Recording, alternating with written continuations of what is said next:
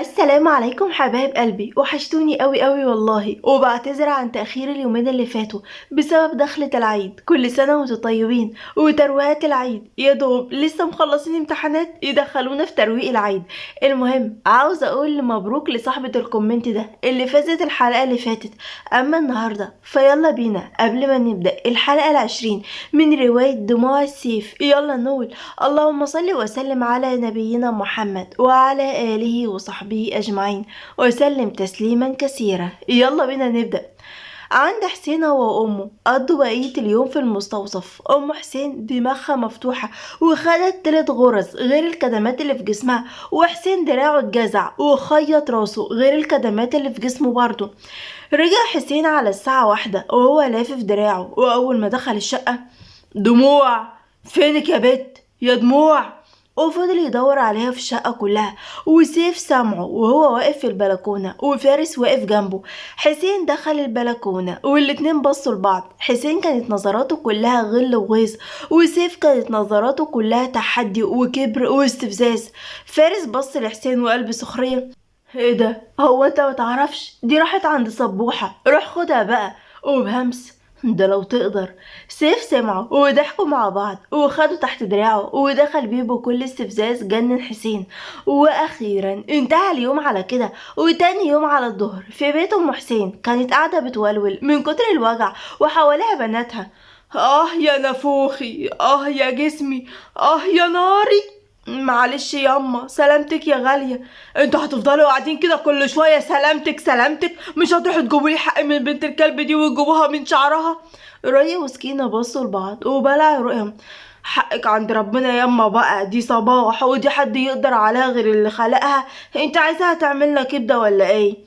يا ناري، اشق هدومي؟ ده انا كنت طالعه شافي غليلي بنت الكلب دي بعد اللي عملوا فيكم حسين اخر مره بسببها هنزل مكسحه كده. وفضلت بقى تهري وتنكد في نفسها من كتر الغيظ والوجع. سيف صحي بالعافيه الساعه 10 بعد ما سهر مع فارس لوقت متاخر، وكمل للفجر بيكلم بلوز الدموع وبيشم فيها. وقف يعمل قهوة واتصدم من منظر الصالة ومن الحيوان اللي نايم على بطنه والأكل والأطباق والكوبايات حواليه في كل حتة. راح ناحيته: انت يا فارس قوم يلا فارس. فضل يلم حواليه ويرتب ويصحي فيه. فارس قام بعد معاناة وسحل سيف على المطبخ يغسل اللي وسخه وكسر نصهم طبعا. فارس طالع بيمسح ايده: هو ربنا ما هبات عندك تاني؟ فينك يا مهاميهو؟ وفين فطارك اللي كان بيجيلي لحد السرير؟ انت مش هتطلع من الشقة دي لحد ما تتظبط. خلصنا دلع يا روح مهاميهو. يلا ياض انزل هات الفطار: طعمية سخنة وفول محوج. او فارس الألفي يقف في طابور يشتري طعمية وفول؟ لا انسى، برستيجي ما يسمحليش. سيف حط رجل على رجل: هتلاقي ندى في المطعم النهاردة، كده كده اجازة. عايز بكام طعمية وبكام فول يا برو؟ حسين فتح عينيه: دموع حطي لي افطر. وسكت لما افتكر ان دموع مش في الشقة، واتعدل بقهر ودخل الحمام ونسي ياخد غيار مستني الخدامة تجيبله. طلع بعد شوية لبس وخرج من الشقة وعفاريت الدنيا بتتنطط قدام عينيه. وشه ما يتفسرش وملامحه معقدة. فارس وهو طالع بيدل في هدومه شافه ولف تاني: سلاما قبرا من رب رحيم. في ايه يا عزرائيل يا اسطى؟ كان معدي. ايه ده يا برو؟ هي دموع بتشوف السحنه دي كل صبحيه؟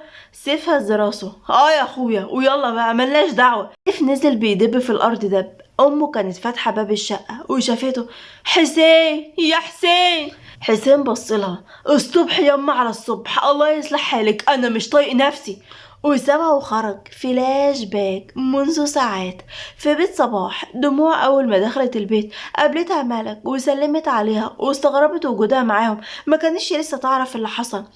ادخلي يا حبيبتي خدي لك دش ريحي بجتتك من القرف اللي شفتيه النهارده ده، عقبال ما ندى تجيب لك غيار من عندها. دموع هزت راسها بهدوء ودخلت.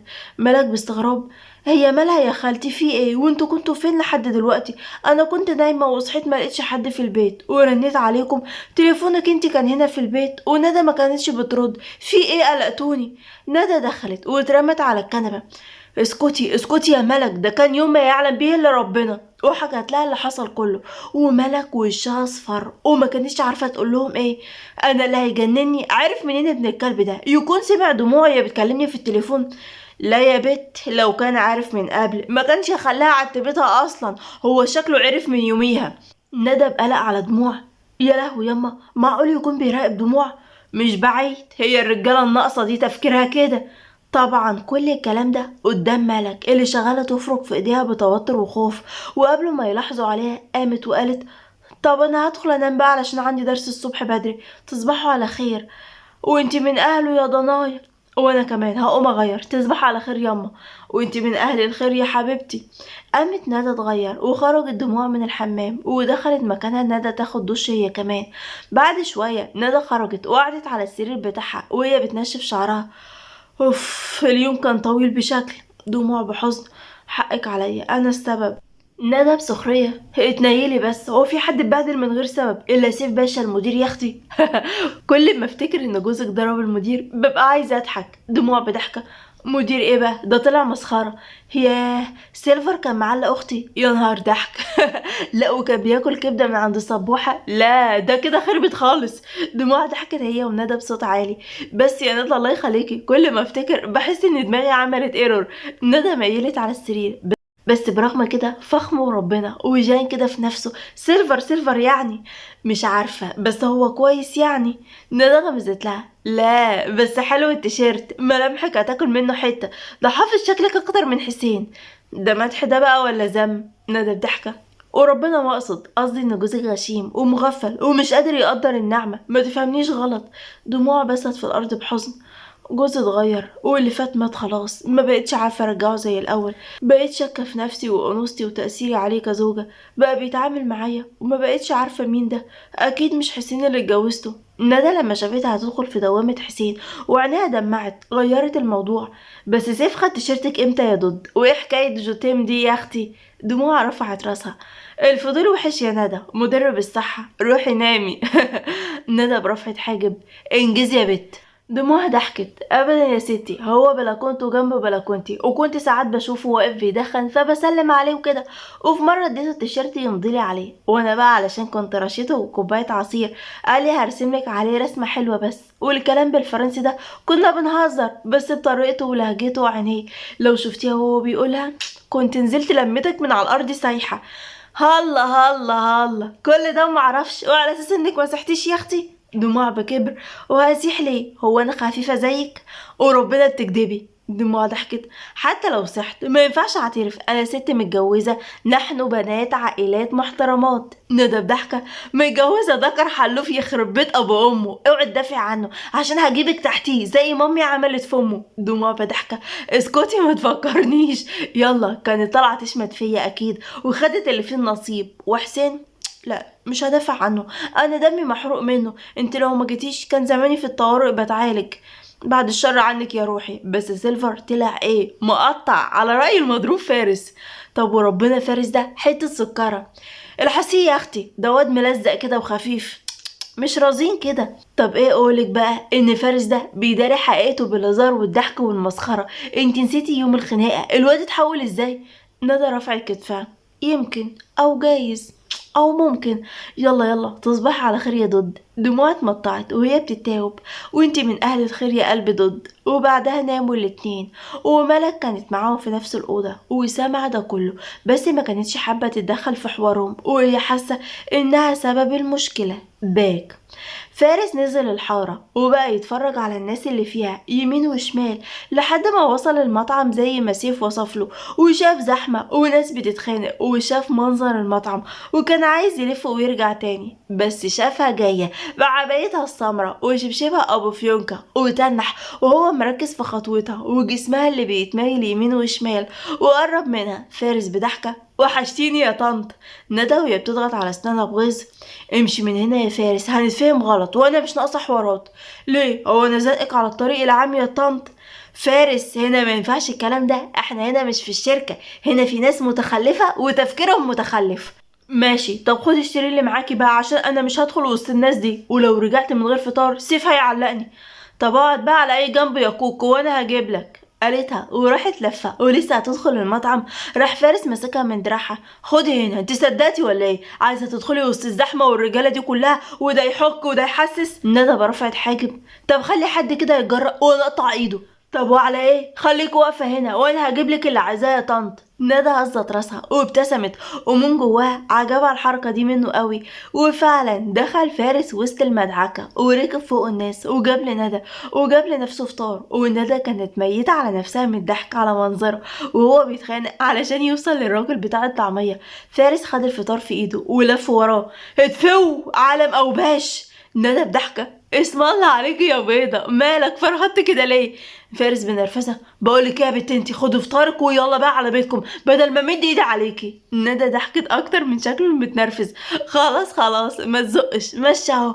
فارس بنفخة، طب يلا امشي قدامي وانا وراكي اهو. ندى مشيت وبعد كده لفت بسرعة. فارس اظبط، انا بقولك اهو هخزق عينيك. فارس خبط كف على كف، يا حول الله يا رب، انا جيت جنبك يا بنتي، ايه يا رب البلاوي دي. ندى مشيت وهي مش مطمنه وكل شويه تتلفت زي الحراميه. فارس كان ماشي وراها وراشق عينه عليها من ورا وعلى وسطها وهي بتتميل، وكل ما تلف يبص على عماره، على شجره، على شويه عيال بتلعب. ياه، هي الحاره بقت حلوه قوي كده ليه؟ الجو النهارده تحفه تحفه. ايه الاطفال السو كيوت دي؟ كملي كملي يا طنط، في امان الله. في كل مرة كانت ندى تتلفت عليه يبص بعيد ويقول جملة. روحت ندى بالفطار ودخلت تحضر هي وملك، ودموع صحيت متأخر ودخلت عليهم. صباح الخير. ملك بحزن، صباح النور. دموع راحت حضنتها. حقك عليا، دماغي كانت مقلوبة امبارح، معرفتش اسلم عليكي. ملك بلعت وسطها، ولا يهمك يا حبيبتي، هو انت كده مش هترجعي لحسين؟ لما يتعدل ويعرف ان الله حق تبقى تفكر، ده مش بعيد يكون مراقبها. دموع باستغراب، مراقبني ازاي؟ امال هو عارف ازاي يا اختي؟ وسيبك من دي، كل اللي عمله امبارح ده قليل؟ معلش غلطتي، بس انتي قلتي له شغل واستأذنتي، المفروض يقدر انك مش عايزه تعملي حاجه من وراه، بس هو اللي بيحب بقى يبقى مغفل. اهدي يا ندى بالراحه علشان دموع ما تزعلش اكتر. دموع مش محتاجه تزعل، ما تفكريني قالك ايه كده يا دموع امبارح؟ دموع بحزن وقلب مكسور. خلاص يا ندى، لا معلش انا عايزه اعرف، وكمان ملك علشان تعرف ان الحياه مش وردي وتطلع من عالم الروايات اللي عايشه فيه ده. دموع بقهر، شك فيا وقال لي بتتصرمحي مع مديرك وبتركبي عربيات، وكان عايز يمد ايده عليا وراح لسيف وبيقوله ابعد عن مراتي وملكش دعوه بيها. طب هو انت شايفني رخيصه قوي كده؟ ما يبعد ولا يقرب، المهم انا على ايه؟ انا مش برمي نفسي على رجاله، انا ست متجوزه ومحترماك، ليه تقل مني وتخليه يقولك مراتك ومش مراتك؟ انا واحده الحريم بتركع تحت رجلي، هان كرامتي منه لله. ليه يسمعنا كلمتين زي دول بسببك وبسبب شكك وتهورك وعدم تفاهمك؟ وحطت ايدها على وشها وانهارت في العياط. حضنتها ندى وفجأة اتخضوا لما سمعوا صوت تخبيط على الباب. طلعت ملك تفتح ووشها اصفر وجسمها اترعش. خير يا استاذ حسين؟ حسين بخشونة، اجري نادي دموع يا ملك. دموع من وراهم، عايز ايه؟ يلا لينا بيت نتكلم فيه، مش هنتكلم هنا على اساس انه بيهمك. حسين بغضب، بنت انتي انا ما وجهتلكيش كلام، اوعي تفكري اني هعدي اللي عملتيه انت وامك القادره ده. يلا يا دموع. دموع بصت له وبصت لندى اللي عينيها كلها رجاء وهي بتهز دماغها بالرفض، وخدت نفسها. انا عايزه ورقتي يا حسين، طلقني. وبكده تكون خلصت حلقة النهاردة. سؤال النهاردة بقى، هل حسين هيوافق على طلب دموع ويطلقها ولا لا؟ حبايب قلبي اكتبولي بقى توقعاتكم للحلقة الجاية، ولو حلقة النهاردة عجبتكم ما تبخلوش عليا بالاشتراك في القناة ووصلوا الفيديو ده 10,000 لايك، وما تنسوش الشير مع كل اصحابكم، واستنوا الحلقة الجاية جميلة وقوية جدا جدا. يلا مع السلامة من قناة حكايات أم جنى وزينة، بحبكم قوي، سلام.